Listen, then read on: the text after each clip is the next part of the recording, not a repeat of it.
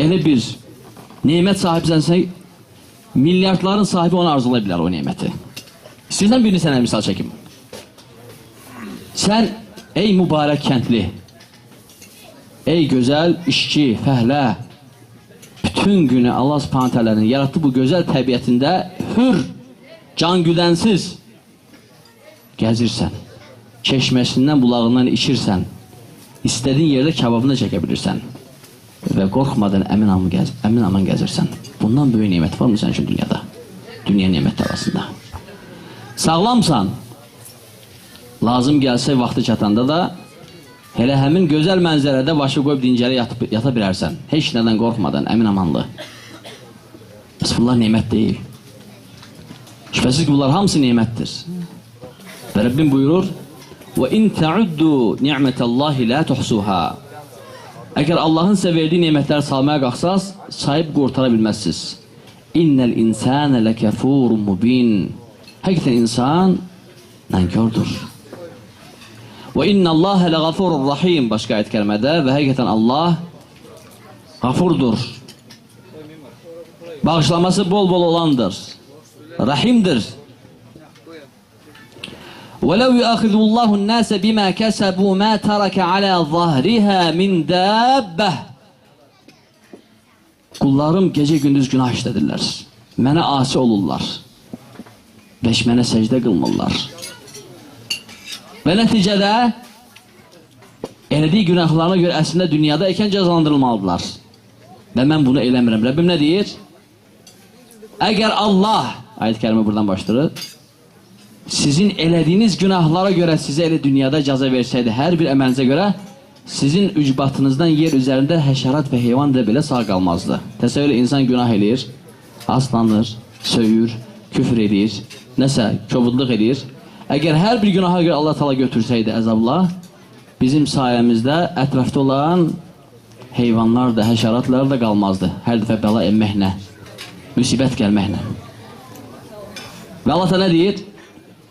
وَلَوْ يُؤَخِذُ اللّٰهُ النَّاسَ بِمَا كَسَبُوا مَا تَرَكَ عَلَى ظَهْرِهَا مِنْ دَابَّةٍ وَلَكِنْ يُؤَخِّرُهُمْ إِلَى أَجَلٍ مُسَمَّى. Allah senin inir əvəzində. Siz bu günahları gece gündüz edirsiniz. Allah da gece gündüz tövbe edip Allah'a, Rabbine dönme isteyenleri gözlüyor. Ve dönen, tövbe eden, Allah'a gelene de sevinir. Səhrada dəvəsini itirmiş, sonradan təzdən tapmış insanın sevincindən də çox sevinir. Və nəticədə əgər tövbə etməzsə, Rəbbinin yolunu tutmazsa, onun cəza və mükafatını təxirə salır. O dəhşətli gün, o gündür ki, insanların gözləri bərələcək və həyəcandan ürək xirtdəyə kimi çatacaqdır. وَلَوْ يَأْخِذُ اللّٰهُ النَّاسَ بِمَا كَسَبُوا مَا تَرَكَ عَلَيْهَا مِنْ دَابَّةٍ. Həmçinin başqa ayət kəlmədə də بَلْ لَهُمْ مَوْعِدٌ لَنْ يَجِدُوا مِنْ دُونِهِ مَوْئِلَةً buyurur Rabbim. Biz insanları dünyada etdiklərinə görə cəzalandırmırıq. Biz onları təxirə salırıq.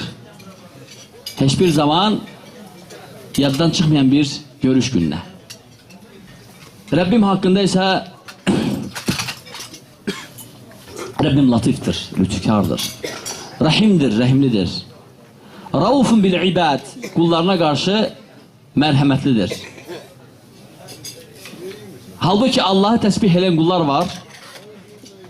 Yaratılan gündən ta qiyamət saatına kimi alnını səcdən qaldırmayan, bəziləri rukudan heç qalxmayan, bəziləri də qiyamda sabit duran, fasiləsiz Rəbbimə təsbih edən qulları var, mələklər. Bir zaman Allah Taala bizi yaratanda onlar dedilər ki, ey Rəbbimiz, biz səni təqdis edir, təsbih edir, ucaldırıq. Sən elə bir kəslər yaratacaqsan ki, onlar yer üzündə fəsad törəcək, asi olacaq, qan tökəcəklər, sənə tabi olmayacaqlar. Niyə yaratırsan onları? Rəbbim nə dedi onlara?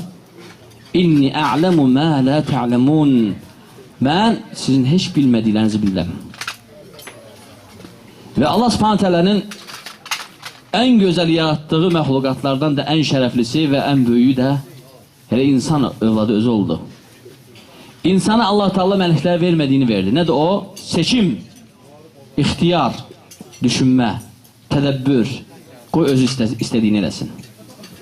Ve Allah Teala meleklere ispat elədi ki, doğrudan da onlar nefs ola, tamah ola, şehvet ola, istek ola, nefsi arzularına uyma ola, sınavlarla, fitnelerle arasında seçimi yeniden düzgün edenler olacak. Onlar arasında elələr olacak ki, beni görmeye beni tesbih edecek, bana ibadet edecekler. Çünkü melekler Rabbinin yanındadır, ondan hitap alır, emirlerini bizzat Rabbimden eşitirler. İnsanlarsa yalnız gönderilen kitaplardan. Ve Allah Teala doğrudan da meleklere bunu ispat etti ve melekler derk etti ki Allah Teala çok büyüktür.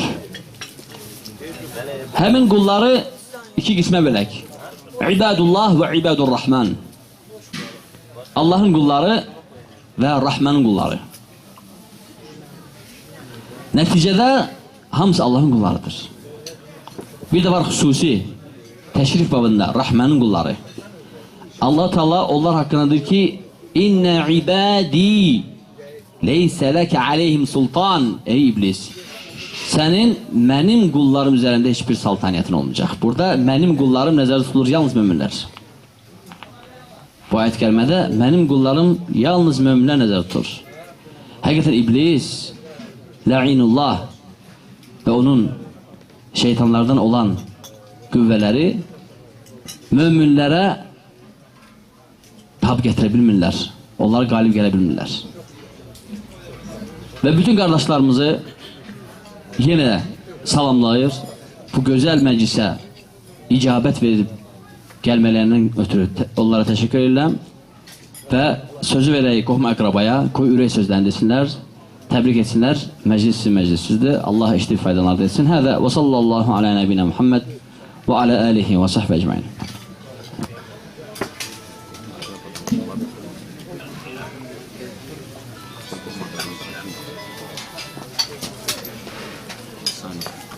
Aleyküm.